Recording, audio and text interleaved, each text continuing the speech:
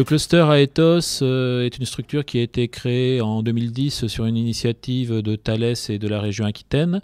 Les mots du président Rousset étaient que l'objectif était de faire de la région Aquitaine la région du drone à l'horizon 2020. Donc l'objectif est de donner les conditions favorables au milieu économique, scientifique, institutionnel pour mener à bien et faire émerger un certain nombre d'initiatives autour de ce vaste domaine des drones. Donc le cluster, à travers des réunions régulières, des groupes de travail, des représentations sur des salons en France comme à l'étranger, a permis à des membres, mais aussi à des personnes extérieures, de se regrouper pour mener à bien un certain nombre de projets, dont certains aboutissent à des productions industrielles et parfois à la création de nouvelles compagnies dans la région Aquitaine.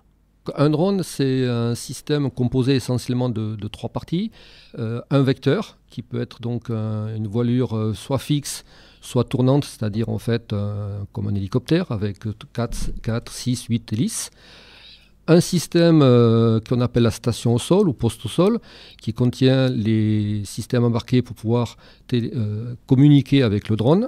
Et puis toute la partie algorithmique qui permet de faire à la fois le pilotage automatique du drone pour gérer tout l'aspect performance et aussi trajectoire à suivre, et le système de télécommunication pour envoyer les ordres au drone et récupérer les informations qui seront données par le drone et éventuellement aussi les capteurs embarqués.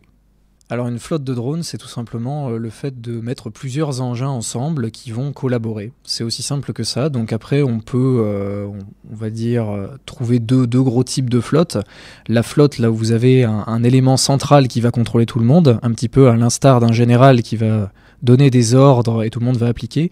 Ou alors ce qu'on fait nous, c'est-à-dire là où chaque drone est un individu à part entière, avec pourquoi pas sa personnalité, et qui va donc discuter avec les autres et prendre des décisions en fonction de ses prérogatives. Et tout ce petit monde-là va collaborer en fonction de ses capacités respectives, vu que chaque drone peut avoir des capacités distinctes, pour réaliser un certain nombre de missions, comme par exemple la surveillance de feux de forêt, pourquoi pas aller chercher d'éventuelles victimes sous une avalanche, ou bien plus de choses encore.